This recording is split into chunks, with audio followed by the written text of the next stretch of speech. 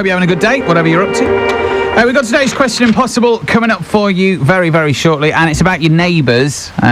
So more on that to follow, and more great music, including some Peter Gabriel.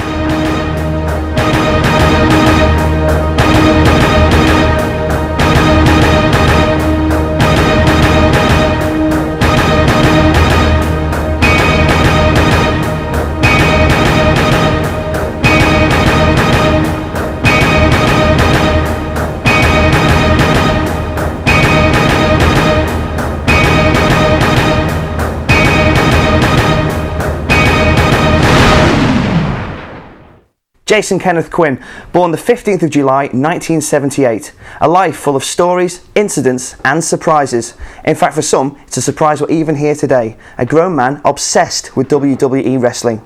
As for the incidents, we can get our first story from lifelong friend Justin McMullen. Well, we appear to have lost sound from Justin, but we'll try and rejoin him later on. Growing up with Jason, or Ace Jace as he liked to be called, can't have been easy. At times it could be tough for Jess and Vicky, his sisters, especially when they wanted to have friends round to stay. For example, he liked to play little pranks on them, evil pranks, even if it meant dressing up in ridiculous costumes and hiding in the oddest of places.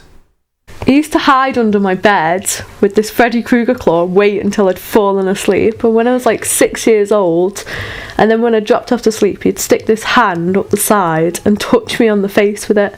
And then it wouldn't be my brother that come out from under the bed. It'd be this guy in a balaclava. You mean balaclava? Yeah, he'd come out with this balaclava and scare the living daylights out of me.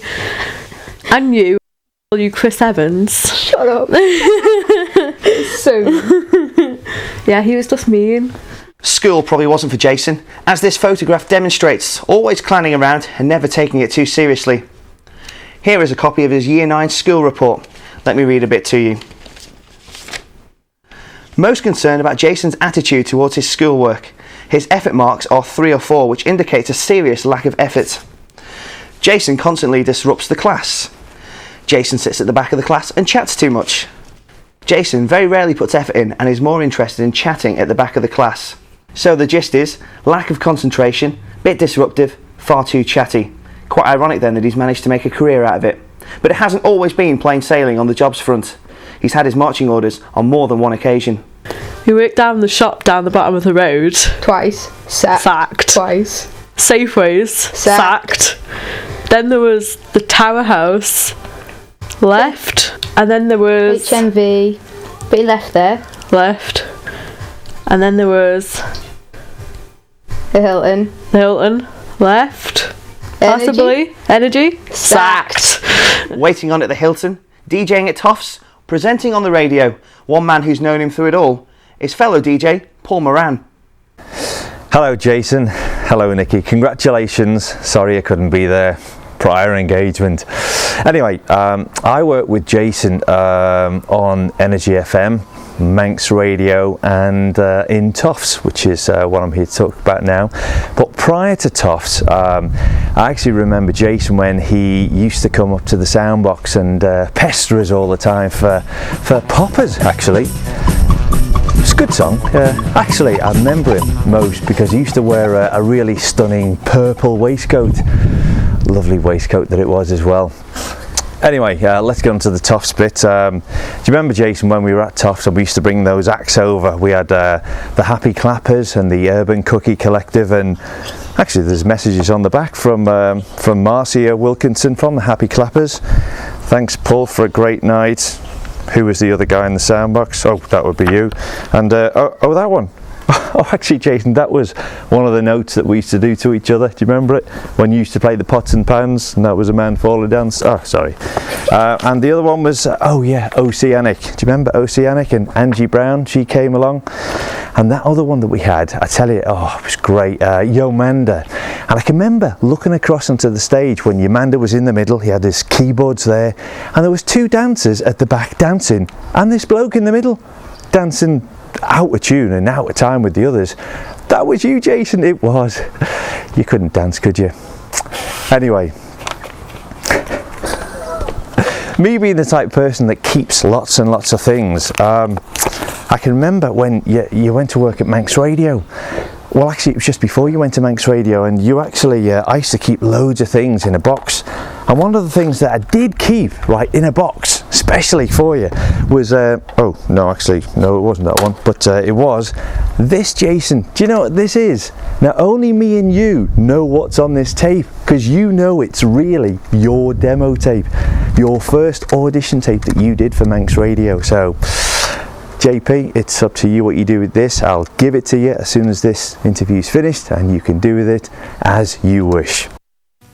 So good morning from me, Jason Quinn. It's 7:30. I'm going to be with you right through till 9 o'clock this morning. Don't forget, in a moment we will be splitting frequencies. David Callister with Mandate is going to be on FM, whilst I'll still be here on AM.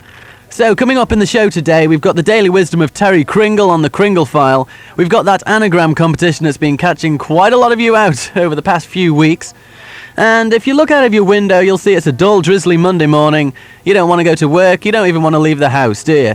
Well, you've got to, really, because it's Monday and you've got to go to work. So we're going to be keeping you entertained on the way to work, making sure you avoid traffic jams and any other things that are going wrong on the island's roads today with Roadwatch information. And anyone that's flying off the Isle of Man this morning will have the Flight Watch bulletins as well. News just in, the papers and mail planes have arrived safely, so that it appears that all is well with the world today.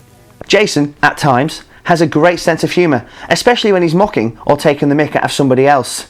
Fire it back on him, however, and it's a very different story. Let's go back to Justin.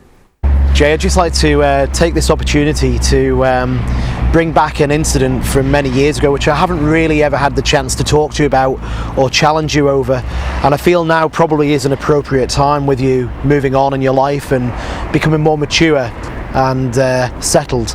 It was back in the 90s, I think it was 98. At the time, I can't remember how it started, but I can just remember the after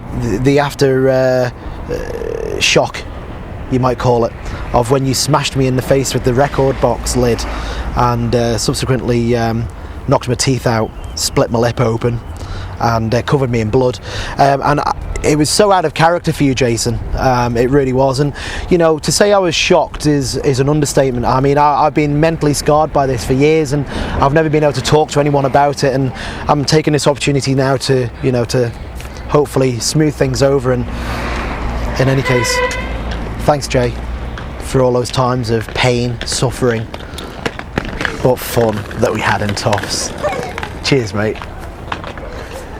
Some people might say that Jason's got a little bit of an ego. Surely not, I hear you cry.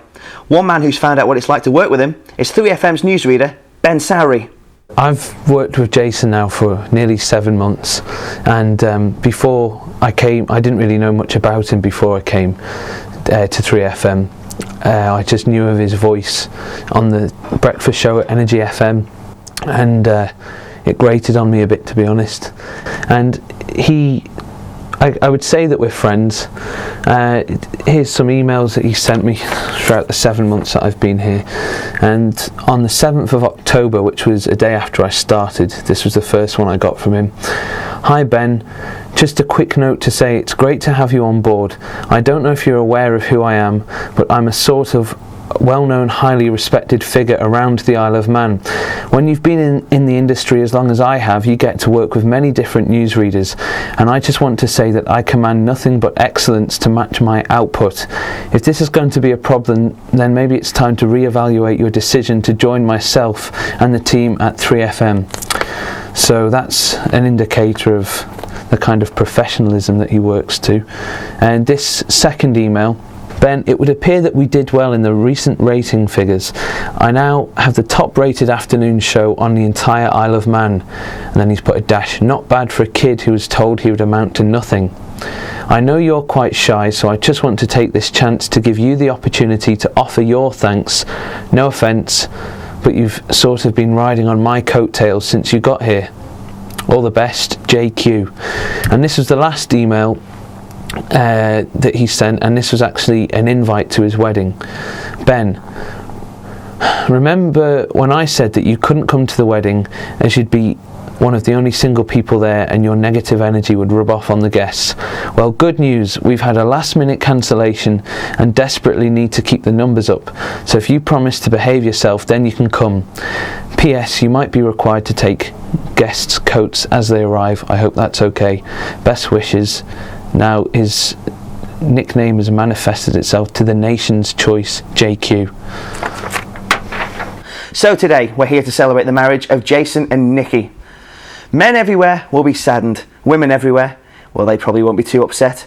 But how was it that these two lovebirds came to be together? Well, one man who was there the night Cupid fired his arrow was Ricky Rooney, and here he is to tell the story in his own unique way. Well, it basically went like this. I and Mr. Quinn, we decided to go out on a night out, and we were both single blokes, and we decided to get completely drunk because we could. I can't remember much of what happened, any of the venues we went to. I just remember colours. There was a lot of drink involved. Jason got very, very ill. He spent half the night in the toilet being sick. Then we decided it'd be quite funny to, Colours at the time had 3FM mugs to serve their hot beverages in. So we decided it'd be quite funny if we should order a drink but then leave with the mugs.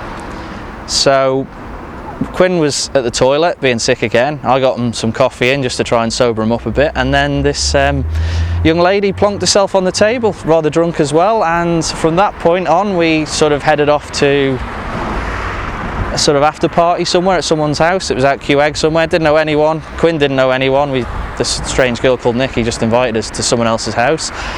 We went there, not sure why we left there, but then we went up to Quinn's house, and there was Jason, Nikki, and 3 other girls and myself. So Jason and Nikki, they went off somewhere else, and I was left to entertain these 3 ladies, which I then put on a satellite channel and watched a lovely programme called Nightmare. About 5 minutes later, these 3 girls decided to leave, and I was stuck there on my own, and Jason and Nikki were elsewhere doing whatever they were doing. And that's how it went.